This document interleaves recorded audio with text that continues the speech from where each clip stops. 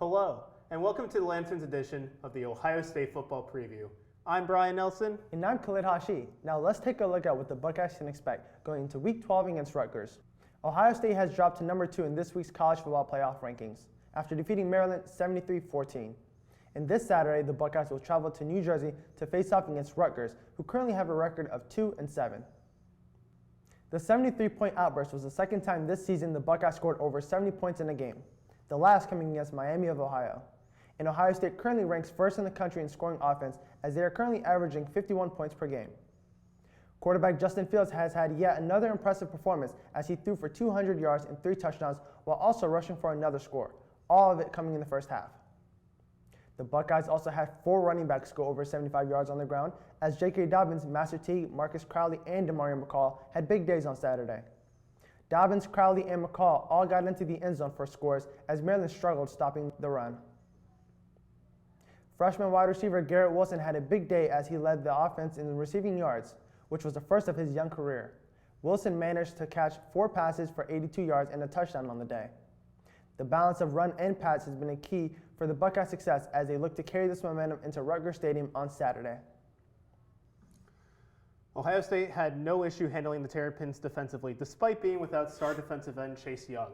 With Young not playing, players like redshirt senior defensive tackle Devon Hamilton and sophomore defensive end Tyreek Smith stepped up to lead the Buckeye defense.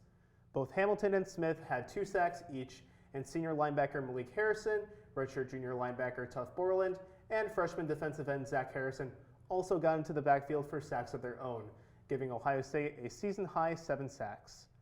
Passing-wise, Maryland was unable to get anything done. Both of their quarterbacks combined to complete 8 passes on 17 attempts for a whopping 77 yards. The running game was a similar story.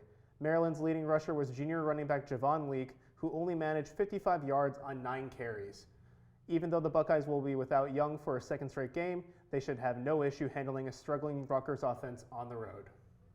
Unlike Ohio State, Rutgers hasn't had success on offense or defense, and a reason for that is due to sophomore quarterback Arthur Sikowski deciding to redshirt himself 3 games into the season. Backup quarterback Johnny Langan has struggled as his replacement, as he's thrown twice as many interceptions as touchdowns. The Rutgers run game, led by sophomore running back Isaiah Pacheco, has struggled on the ground as well, as he currently has 541 yards and 6 touchdowns on the season.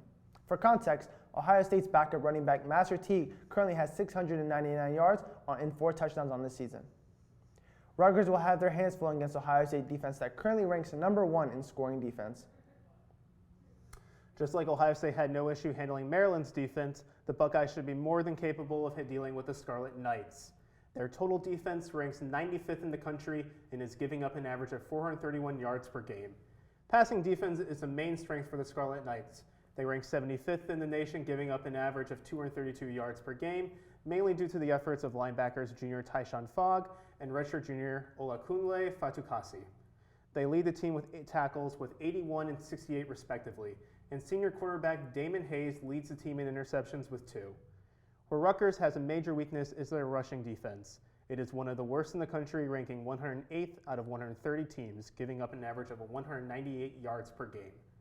Ohio State has dominated their matchups against the Scarlet Knights in the short time that Rutgers has been in the Big Ten. Not only have the Buckeyes won all 5 matchups, but they all have been complete blowouts, with the closest margin of victory happening in 2014 when Ohio State won 56-17. Expect the trend to continue, as Rutgers does not have the firepower to keep up with the Buckeyes, even with Chase Young not playing.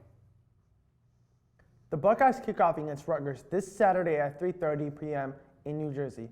To stay updated on all things Ohio State, follow the Lantern and Lantern TV on Twitter, Instagram, and Facebook. I'm Khalid.